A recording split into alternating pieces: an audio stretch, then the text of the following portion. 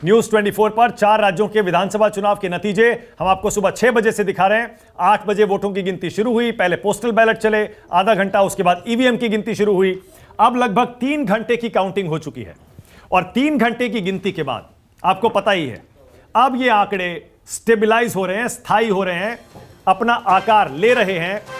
आप मान लीजिए कि अब मध्य प्रदेश बीजेपी जीत रही है, राजस्थान बीजेपी जीत रही है, छत्तीसगढ़ फंसा हुआ है अभी, लेकिन तेलंगाना कांग्रेस पार्टी बड़े अंतर से जीतने जा रही है। इस बीच ब्रेकिंग न्यूज आ रही है, शाम 6 बजे नरेंद्र मोदी बीजेपी दफ्तर जा सकते हैं और जाहिर है क्यों ना जाएं, आज बीजेपी के पास जश्न मनाने के लिए कई खबरें हैं, कई गुड न्यूज है।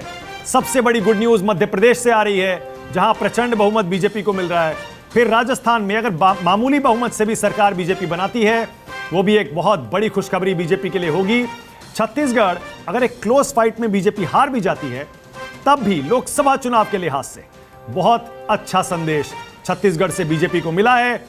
और तेलंगाना में भी बीजेपी अगर 6 सीटों पर आगे चल रही है, जाहिर है 4 लोकसभा सांसद हैं तेलंगाना से बीजेपी के, तो लोकसभा चुनाव से पहले तेलंगाना से भी बीजेपी के लिए एक गुड न्यूज आई है। तो फिर अब मैं जैसा ब्रेक से पहले कह रहा था, सुकेश मैं चाह रहा हूं कि आप इस पर बोलिएगा, उसके बाद गरिमा आएंगी। मैं थोड़ा सा अब यह समझने की कोशिश करना पड़ेगा कि चारों राज्यों के इन नतीजों से सबसे बड़ा विनर कौन निकल रहा है और सबसे बड़ा लूजर कौन निकल रहा है। जैसे मैं पहले कह रहा था, विनर्स में क्या शिवराज सिंह चौहान को सबसे बड़ा विनर माना जाएगा, या फिर 3 राज्यों में जीत जो हो रही है उसके लिए नरेंद्र मोदी को विनर माना जाएगा। और लूजर्स में उसमें भी 2-3 ऑप्शन है, एक तो केसीआर है, फिर एक उधर अशोक गहलोत हैं, और क्या इधर भूपेश बघेल को भी गिनना पड़ेगा क्या, क्योंकि वो क्लोज फाइट में फंसे हुए। सुकेश नहीं, वो तो देखने का नजरिया है कि आप किसे विनर और किसे लूजर मानते हैं। मेरी नजर में शिवराज सिंह चौहान क्लियर विनर है, उसमें कोई डाउट नहीं है। हाँ, एक नैरेटिव ऐसा बिल्ड किया जाएगा जो कि होना भी चाहिए, क्योंकि सबसे बड़े नेता बीजेपी के नरेंद्र मोदी हैं। तो नरेंद्र मोदी की अगुवाई में हर जगह फेसलेस कैंपेन था, नरेंद्र मोदी ही आगे थे। तो नरेंद्र मोदी उनके चीफ कैंपेनर के तौर पे, शीर्ष नेता के तौर पे उन्होंने जैसे लीड किया, तो उन पे सारा श्रेय दिया जाएगा कि नरेंद्र मोदी की अगुवाई में सब कुछ हुआ है।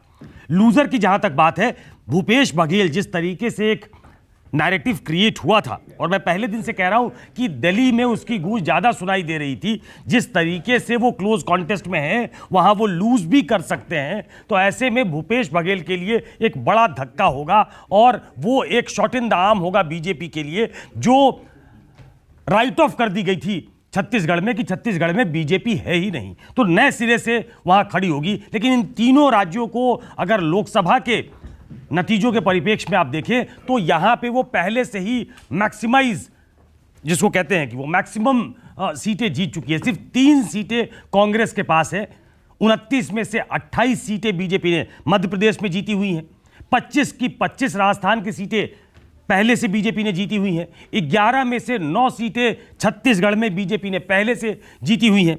तो ऐसे में ये कहना कि ये बहुत बड़ा एक ट्रेंड बताएगा, ऐसा नहीं है। मैं अभी भी मानता हूं कि 18 में जो विधानसभा के चुनाव हुए थे और 19 में जो लोकसभा के चुनाव हुए, वैसा ही 23 और 24 के नतीजे भी दिखाएंगे। अगर इन तीनों राज्यों में बीजेपी जीत भी जाती है तो ऐसा नहीं है। ये बहुत सिंपलिस्टिक तरीका है सोचने का। मेरे नज़रिए में कांग्रेस अपना थोड़ा फैलाव करेगी, अगर वो छत्तीसगढ़ बचा लेती है, अगर वो रिस्पेक्टेबल तरीके से राजस्थान लूज करती है, तो एक नैरेटिव कांग्रेस की तरफ से ये भी देने की कोशिश होगी कि छत्तीसगढ़ हमने रिटेन किया, राजस्थान जिस तरीके से हम हार जाते थे, हम वैसे तो नहीं, हम लड़ते हुए हारे हैं। तो एक दूसरा तरीका होगा ये चीज़ों को देखने का, लेकिन अपना अपना नज़रिया होगा और ये लोगों के बीच रखा जाएगा, परकोलेट करके नीचे